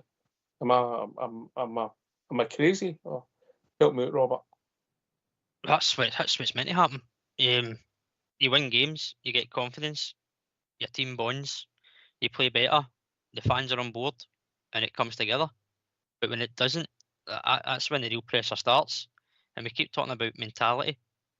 This kind of period that we're in, feeling frustrated, it's when the players' mentality is tested to see who does stand up and who takes a game by a scruff of the neck, who dictates a game and who influences it and who's the game changer, whether it's somebody from the bench. Just now, you couldn't pick one person that it could be. Touching on Jim's point about Ant-Man tonight, again, I said it earlier, I felt they were ineffective because of the role they've been asked to play. The way we're set up, there's 2 guys marking them each time, and when you've got somebody else coming from midfield over, they've got nowhere to run, nowhere to go. These guys with the flair, the dribbling ability, just let them go and play football. Don't hold them back to a role. Just let them go and play. You allow that, they'll use their pace and it'll work. So hopefully, as you say, people find form and they find consistency, Ox. Big key word is consistency. Take it from game to game. Not just one game here and one game there. It needs to be over a period of time and over all forms of competition, whether it be Scottish Cup, Europa League, Champions League, league phase, whatever. It needs to be consistent. You can't just turn up whenever you feel like it to have that form. It needs to be on a consistent basis. And as you say, if you find form, it rolls to the next game and you carry that on, and before you know it, results can change. Aye. But we've had 6 games now. We should start by hitting a level of fitness when consistency comes into for most of the first team squad. If I take the first team squad as a collective, mate, I've got Raskin on 5.5. Yeah, because I didn't think Raskin was great, even though he was one of our best players tonight for the season. I've got the Gasman on 7, and I've got Butland on 8, and the rest of them are under 5, mate, or 5 or under. That's frighteningly bad, mate. Maybe Jagiga, I've knocked him down a couple of points for the sending off, but I don't even think that was his fault. No. Maybe give him a 6, mate, yeah? Yeah, again, it's errors that we are making our own downfall, which are causing these mistakes. And as you said, the red card for Jiga at the weekend, I don't blame him. I don't disagree with the red card, but it all happens with what happens with the ball in front of him that leads to it. There's 3 guys running one Dundee player. Just take them out, take a tactical foul, play the ball better, make the better decision. I get this whole passing, attractive style, whatever it's meant to be. I get it that that's his way of doing it. But as you keep saying, you can have 90% possession, but it's what you do with the ball. Because teams will just sit in and allow us to pass and have possession all day. Until we create chances and score goals, nothing's going to change. No. Listen, I don't think the style of play we're playing so far has been attractive, mate. And I'll tell you what I'm basing that is. The number of shots at goal, the number of chances we've made, and the number of goals we've scored. Right, I agree. And again, that stat that Alex posted on Facebook earlier, 27 times tonight alone, we lost the ball by bringing it out of defence. If that's not ringing alarm bells, I don't know what is. One game, 27 times lost. Have we been overcritical, mate?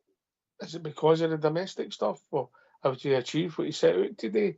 Dodgy Jaw, Panathinaikos, Czech champions. We've been knocked out by them before, mate. No them, that team, but we've had problems with Czech teams in the past, mate. So we went and seen them off.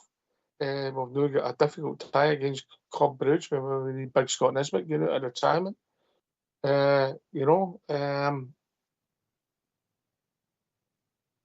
we maybe being overcritical, or is that came about because of the performances and the domestic results, or have we been fair?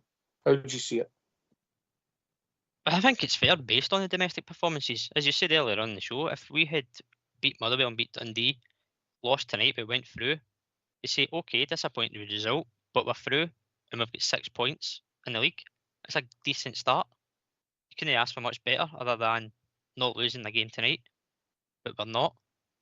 The matter of fact is, we've drew the opening 2 league games, but by Panathinaikos, with a massive help from Jack Butland, lost tonight 2-1, but could have lost 4 or 5 again if it wasn't for Jack Butland. So I think it's a fair assessment, and a lot of it will boil down to what we've seen on the part of the 2 league games, especially the weekend carried through to tonight. I didn't see a reaction from the weekend for tonight, mate. No. You didn't see a reaction, no? No, I didn't see a team that dropped 2 points at home to a Dundee side who you should, no disrespect, walk over at Ibrox, come out and go, I know we're 3-0 up, but we still need to go and get a job done, put a performance on. I didn't see it. I genuinely did not see it. We mentioned earlier the 3 players that you could give pass marks to. That's not good enough. No, that's collectively, mate. And maybe I've been a bit cruel on young Finlay Curtis as well, because he's come in and had a bit of magic for us, yeah. But it obviously seems to have disappeared, mate. His players have come into the club, so I'm hearing whispers he might be going out on loan to get some football. So wish him all the best if it does happen. But I get it, mate. No reaction. What was I expecting? I expected it just to start and play the way we were. I talk about Diamandi, mate. Yeah, go for it. You know, Diamandi's touch, I thought, was awful tonight. There was one when he miscontrolled it in the midfield that went about 10 yards away from me. It just looks as if he's void of confidence with me. Yeah, he was what we call a sort of unorthodox player at times, but I think his touch was a lot better, mate. So there's no excuse for that. So I think he's just lost a bit of confidence. I've not been impressed with him, mate. I actually thought after the Motherwell game, given what Martin had said, I thought it would have been Diamonde that was dropped rather than Raskin midweek last week. I've not been impressed with him at all this season because you compare it to what we know he can do. And I know sometimes he's not the tidiest player on the ball, but even his work rate, I don't see the exact same as what we've seen previously. And I know the touch you're talking about, I think he actually went for a tackle and got a knock himself. That summed it up. And there's no pressure on him at all, mate. He just had to take it in and just half jog with the ball because there's nobody around him. And the touch was shocking. And he wasn't the only player tonight that had poor touches. Danilo had a few off his chest. Gassama had the ball bobbling a few times. There just seems to be... I don't know if the players fully understand what they're expected to do yet. And it's hard saying that because they've been in for 6 weeks. As you see, if it's six competitive games, you should have a level of understanding by now. I just don't think they do, and I don't know why. Yeah. I mean, I'm being polite. I think he's been pretty anonymous, but he was involved with the goal tonight. He worked hard and got the ball back and then put it in. And fair play to young Lyle Cameron. Good goal. And obviously the defender that Diamonde took away was the guy playing him onside by yards. And he gets the goal, mate. And congratulations to young Lyle Cameron, who was busy the night. Wasn't he fantastic, mate? And when I say I'm not giving him, I'm not sort of slating him nearer. I think he might. His performances maybe over the piece maybe get a 5.5, mate. Because obviously he's hardly played, mate. He's just started the last couple of games. He gets a goal from midfield. You keep that up, mate. You get 10 goals a season, mate. From midfield, your stock rises. Yeah. Yep. You've heard it himself when he came in. He did an interview last week and he said that when he came in, he wasn't going to be that big name signing. He knows where he's at. He knows what he's expecting. The expectancy of him is at the club. He knows what he can do. We obviously know what he can do. That's why we brought him to the club. And I think when you've got these under par performances and you bring in a player like Lyle Cameron who's young, energetic, just wants to play football, he stands out a bit. But I get what you mean about tonight. First maybe 20, 25 minutes he was involved, then phased away, and then gets his goal again. Pleased for him on a personal level to get his first goal for the club and obviously his first European start. So he takes that on for him on a personal level. But it's the players around him, and if they play better, then you know for yourself, mate, he'll start playing better. The better players you've got around you, the more confidence you get in your own ability. And it's players like Lyle Cameron, if you make a mistake, you look for your experienced players to put an arm around and get him through it. But right now in that midfield is Josh Adelia. He's potentially the informed midfielder. And you're basing that on a 5.5. I thought Raskin done all right tonight, mate. Without being one of his better games for us, I thought he done all right, mate. He's a leader on the park, mate. Without doubt, he's a guy that seems to be there and covers a good run and gets there, yeah. And also when I've watched him, he's more mobile than Rothwell, yeah. Absolutely. And he might not be in the position, but see, even at the weekend against Dundee, the work rate to get back and win the ball, you don't get that from Rothwell. It's two different types of players in the same position. But Raskin gives you more for what you want as an overall holding midfielder. His distribution is not great all the time, but what he does do, as I said earlier, he loses the ball, he'll win it back, he'll be there closing the man down, and that's what you want. Just a bit of dig in the middle of the park. But also, what I've seen, mate, he'll be involved in more goals offensively than Rothwell will, mate, because he also gets forward. We know he scores goals. He's scored headers. He's scored goals that have been chopped off for nothing. He's made goals, If you think of the run he made when they headed that ball with Diamande at their place last season, I don't see that for Joe. No. And so I don't know where we go with that one, mate. That's going to be it's a headache the manager's got. again, it comes down to the system and the role you want the players to play and what personnel you want to do that job. And until you know how you want to set up, how you want to play the game on and off the ball, dictates who the personnel is. Because there'll be games where it might suit Rothwell, and there'll be games where it might suit Raskin. Can you play them both? Potentially. But it's two holding players. Do you push Raskin up? Because for me, he's more effective one back in the holding role than what he is going forward. Because when, as you said, he makes the runs late from that position. He's unmarked. He's got a shot on him. And if he has goals to his game, like you said about Lyle Cameron, you get 1, you get 5, you get 10. Adds value, brings more assets to your game. You become that complete midfielder. Especially with the big goals. You know, if Lyle Cameron doesn't score that goal, you imagine that last 10 minutes tonight, the injury time in the last few minutes, mate. Oh. Yeah. We'd have no nails left. Aye. Not got much left anyway after the weekend and the night, but you get the gist. What gel do you use on your nails, mate? Just for curiosity. I don't know. I need to ask the missus. She buys it. All right, just curious, mate. So, where are we, Robert? Where was that performance? We're through in a European tie, a qualifier, second qualifier.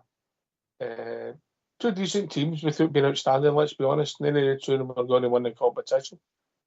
You know, I don't even think they'd compete in it, if I'm honest. So, where are we? I think overall,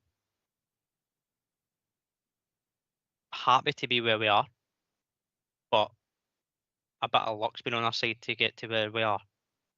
You go back to that Panathinaikos game, they had a number of chances the first leg. Key moments changed the game.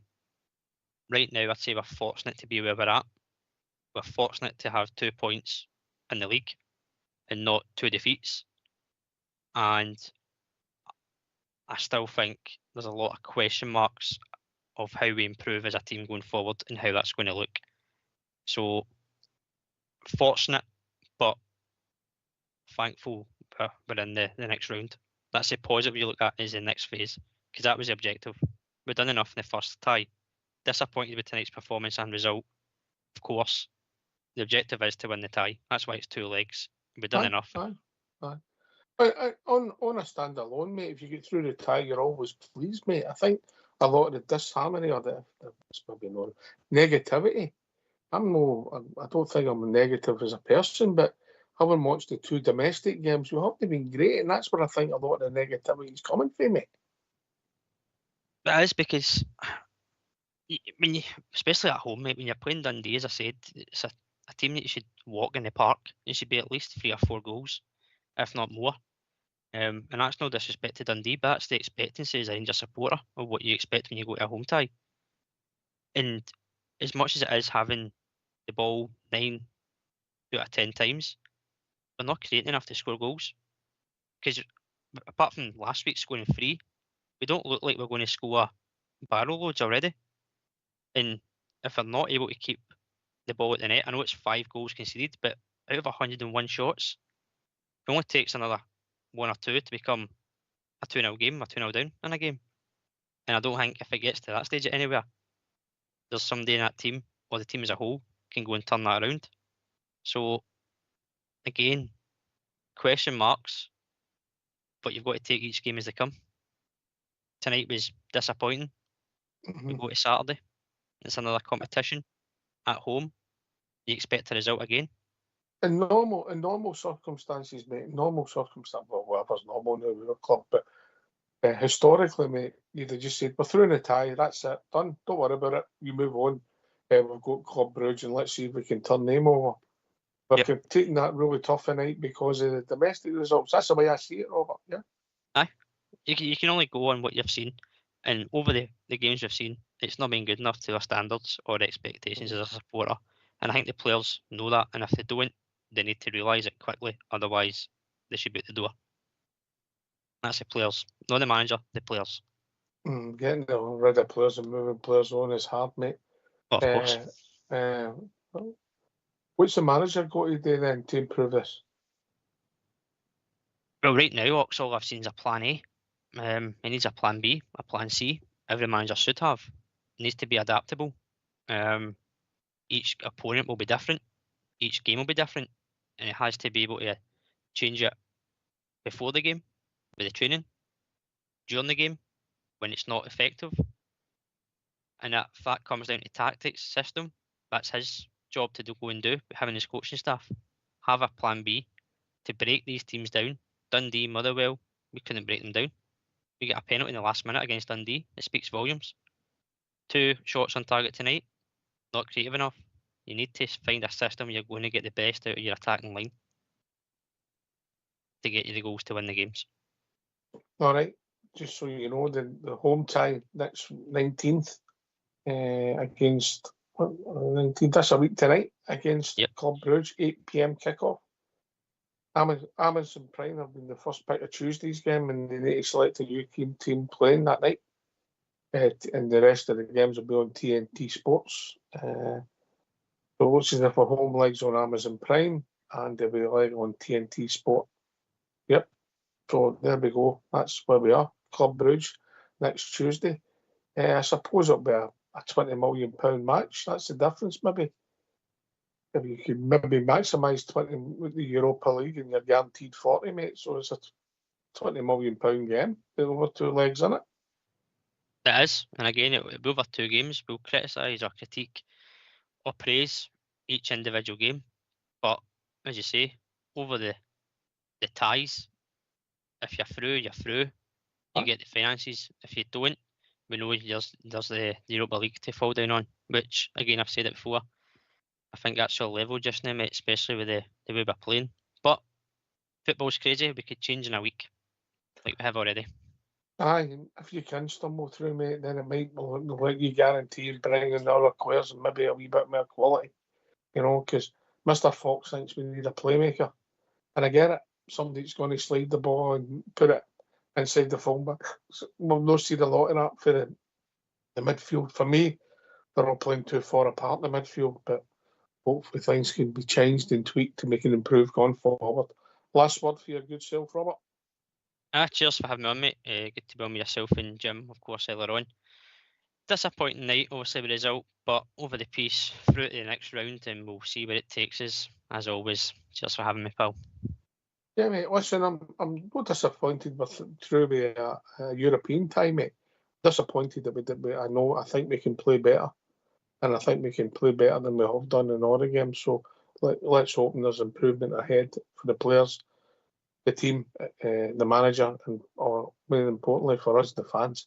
Listen, thanks to your good self. Thanks to Jim for joining us or to nip away with some cropped up. Thanks to Jock and, of course, your Josh, who joined us for the Everton. Big Everton support who loves the Rangers as well. He's trying to kid us on. Thanks to everybody for listening. Rangers Radio will be back tomorrow night between 8 and 10, talking about all things Rangers. And of course, we'll be talking about tonight's performance. Thanks for listening. Take it away, old school.